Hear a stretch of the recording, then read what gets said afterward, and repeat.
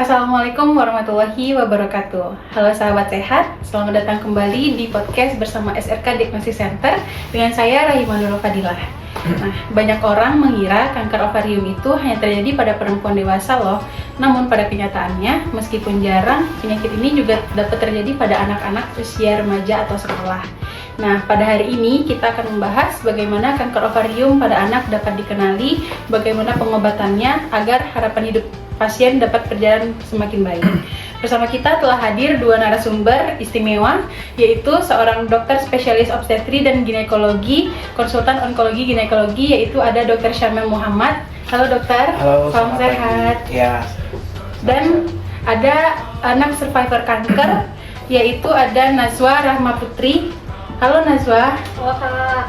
Terima kasih kepada dokter dan Nazwa yang sudah mau hadir pada bincang-bincang kita pada hari ini. Nah, dok, kita langsung aja ya dok ya. Sebenarnya gitu dok, apakah kanker ovarium ini sendiri memang dapat terjadi kepada anak-anak atau bagaimana dok? Iya, sebagai pendahuluan ya, jadi kanker ovarium ini memang kebanyakan tuh terjadi pada wanita dewasa.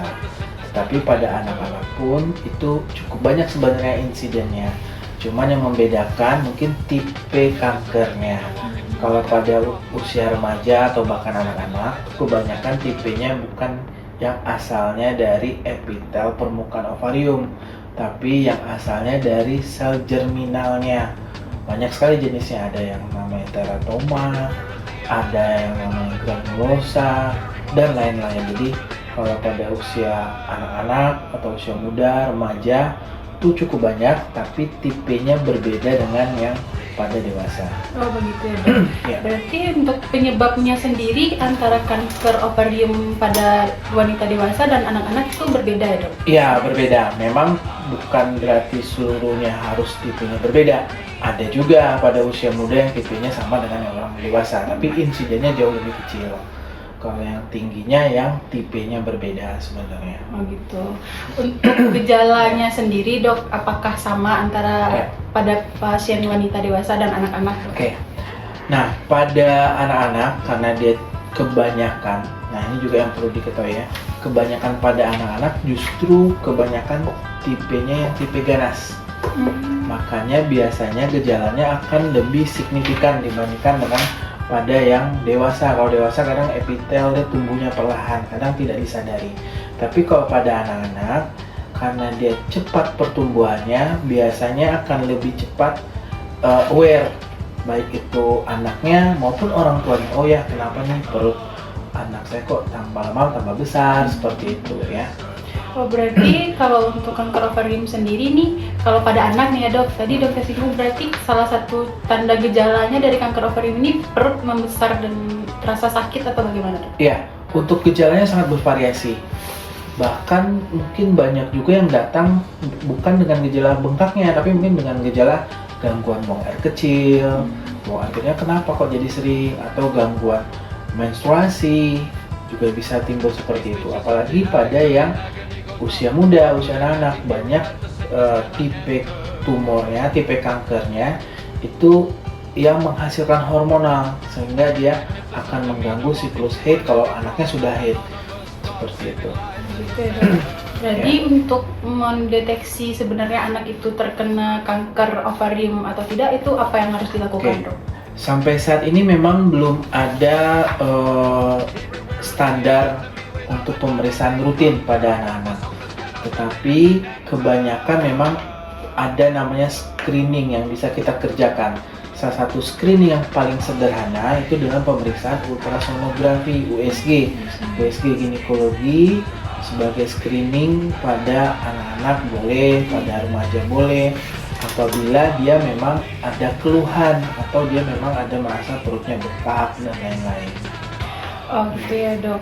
Berarti kalau untuk memastikan anak itu terkena kanker ovarium atau tidak, itu di screening terlebih dahulu lebih baiknya dok? Ya, dengan USG memang tidak bisa secara pasti oh ini kanker, enggak, tapi kita bisa mendeteksi oh ini ada pembengkakan di dalam perutnya. Nanti biasanya kalau memang dia curiga ke arah suatu keganasan, nanti ada step-stepnya. Ada stepnya operasi kah dulu, Kemudian nanti ada pemeriksaan histopatologi namanya, hasil PA nanti dilihat apa hasilnya, terus nanti lihat stadiumnya, terus nanti jika memang dia bukan stadium awal atau tipe selnya memang yang sangat ganas, itu biasanya ada tambahan terapi seperti kemoterapi. Oh, seperti itu ya dok. Iya. Jadi kalau pasien anak itu sudah terdeteksi, terindikasi terkena kanker ovarium, apa sih dok yang harus dilakukan setelah itu dok? Ya, begitu ada terdeteksi, ya tentu diikuti step by stepnya. Kan karena menegakkan kankernya tidak bisa sembarangan. Iya. Ya, nanti akan ada pemeriksaan screening USG, terus nanti ada pemeriksaan darah untuk memeriksa tumor markernya. Penanda tumornya pun berbeda dengan penanda tumor dewasa. Kalau mungkin penanda tumor dewasa orang banyak tahunya CA125. Kalau pada anak-anak atau pada remaja bukan itu penanda tumornya. Ya, dia berbeda. Nah, nanti jika memang diagnostik kerjanya tegak nih, oh nih tumor. Ya namanya tumor tentu pertama diangkat dulu kan. Nah, operasinya pun akan berbeda dengan orang dewasa. Karena kan anak-anak kita harus pertimbangkan pertumbuhan seksualnya, kemudian nanti dia untuk fertilitasnya saat dia sudah dewasa kan. Nggak bisa kita memperlakukan anak-anak atau remaja ini seperti orang dewasa, berbeda nanti step by stepnya. Oke dok, kita ke Najwa terlebih dahulu ya dok ya. Nah nih Najwa nih sebagai survivor kanker. Nah gimana sih Najwa awalnya Najwa bisa terkena kanker itu, gimana sih ceritanya? Pada saat itu Najwa sedang duduk di bangku kelas 6 SD. Najwa mau melaksanakan ujian akhir itu kak. Pas sore hari Najwa itu mau membersihkan rumah. Setelah itu Najwa berdiri. Ternyata gak bisa Najwa berdirinya kak. Pada saat itu? Iya pada saat itu. Dan ditolonglah sama orang tua Najwa. Dibawalah Najwa ke puskesmas terdekat. Kata beliau, kata bapak itu, ini bukan penyakit biasa, ini penyakit ini sangat berat. Jadi kata bapak itu, bawalah dia ke puskesmas yang ada alat USG itu. Jadi pas itu pergilah Bunda Najwa ke klinik kak, klinik. Di situ kan ada USG. Jadi kata bidan itu, ini sejenis tumor yang tumbuh di dalam tubuhnya. Kata bidan itu ini harus dibawa ke rumah sakit spesialis penyakit ini kak. Jadi katanya bawalah ke Painan. Jadi berangkatlah Bunda Najwa ke Painan.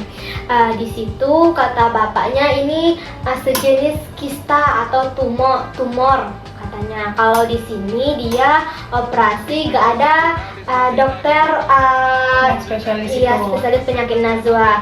Jadi dirujuklah Najwa ke Padang kak. Pas di Padang Najwa disuruh ke rumah sakit Reksodiwiryo. Di situ di USG lagi, ternyata hasilnya sama dengan hasil yang ada di Painan kak. Jadi kata dokter di situ juga mengatakan tidak ada dokter spesialis itu kak.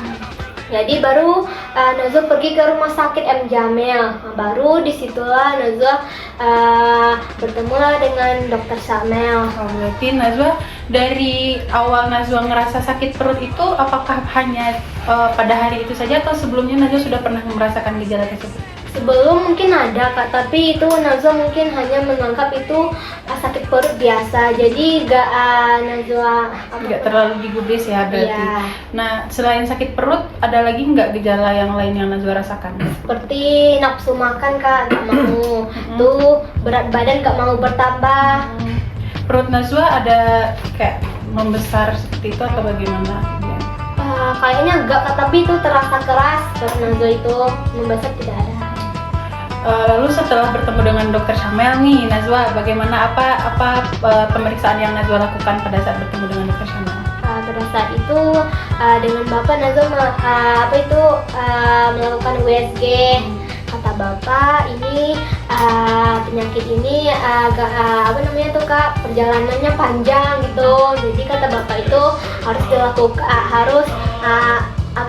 mengurus BPJS kak. Lalu Nah dok, gimana nih dok, kan Iya. dokter, ini pasiennya dokter nih dok. Iya, iya. Nah bagaimana dok kalau dari segi dokter, waktu dokter melakukan pemeriksaan kepada Najwa, apa nih dok yang terlihat? Ya saya agak lupa juga. Dulu berarti Najwa masih umum berarti ya? Iya. Oh, oke.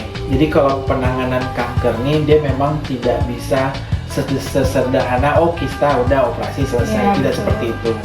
Makanya kemarin kan saya minta uruskan dulu ya ininya, karena toh dia juga bukan kondisi yang emergensi harus langsung saat itu juga ditindak, tidak. Dia memang kalau memang akan dioperasi pun itu adalah operasi terencana. Karena operasi terencana ya disiapkan dulu semuanya, tidak bukan operasi yang buru-buru kan. Nah, jadi mungkin saya jelaskan ya ke Najwa ya. Kalau ini penanganannya tidak sederhana, panjang, sebaiknya ada jaminan kesehatan yang lebih sustain kan, satunya BPJS seperti itu. Nah, Najwa sendiri pada saat dilakukan pemeriksaan sama dokter nih, terus dokter sudah menjelaskan bahwa ternyata Najwa terkena kanker ovarium. Gimana sih perasaan Najwa pada saat itu? Pada saat itu Nazwa nggak tahu kan Nazwa tuh masih kecil, jadi nggak terlalu takut, nggak terlalu cemas. Berarti pada saat itu Najwa memang tidak tahu ya penyakit kanker itu apa, bagaimana penyebabnya, penyakitnya seperti apa, itu nggak tahu ya. Nggak tahu. Terus dari orang tua Najwa sendiri setelah tahu kalau Najwa terkena itu, apa respon dari orang tua Najwa? Mungkin orang tua Nazwa tuh terlihat cemas kak mendengar anaknya mengidap penyakit kanker ovarium.